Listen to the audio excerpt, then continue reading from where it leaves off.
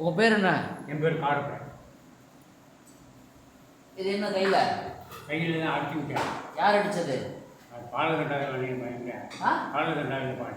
நீ எந்த ஊர்? இந்த புலிவரல். எந்த மாவட்டம்? புதுக்கோட்டை மாவட்டம். ஒன்றியம்? திரும்பியும். சரி, உங்கள் வயசு என்ன? வயசு 78 79. எதுக்கு அடித்தாங்க?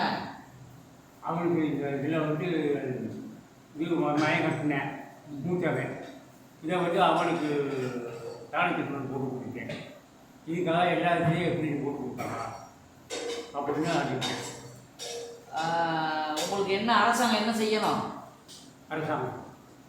அரசாங்கம் வந்து நான் இந்த அடுத்ததுக்கு இது நடவடிக்கை எடுக்கணும். என்ன நடவடிக்கை எடுக்கணும்னு எதிர்பார்க்குறீங்க? நடவடிக்கை எடுக்கணும். அடுத்ததுக்கு என்ன தண்டனையாக அதை கொடுக்கணும். அதில் எந்த மாற்று கருத்து இல்லை. மாற்று கருத்து இல்லை. இது முதல் தடவை தான் அடித்ததா இல்லை இதுக்கு முன்னாடி எதுவும்? முதல்ல வந்து அப்போ அடிச்சிருக்கிறேன். பணியை கொண்டு கூட் பண்ணேன். ஒன்றும் நடவடிக்கை எடுக்கலை. நான் அந்த காஃபியெல்லாம் வச்சுருக்கேன். அவர் எங்கே இருக்காரு? இங்கே தான் காவல்துறையில் புகார் கொடுத்தீங்களா? போலீஸ்கிட்ட புகார் கொடுத்தீங்களா? அதே ஆஸ்பத்திரியில் வந்து எடுத்துக்கிட்டு இருந்தாங்க. என்ன பண்ணி எவ்வளோ நாள் ஆச்சு வந்து எடுத்து? வந்து எடுத்து ஒரு 2 நாள் ஆச்சு. என்ன நடவடிக்கை எடுக்கலையா? நடவடிக்கை வந்து கூப்பிட்டு கேட்டாங்க. கூப்பிட்டு கேட்டதுக்கு ஐயா அவரை அடிச்சதுக்கு அடிச்சு விட்டாங்க.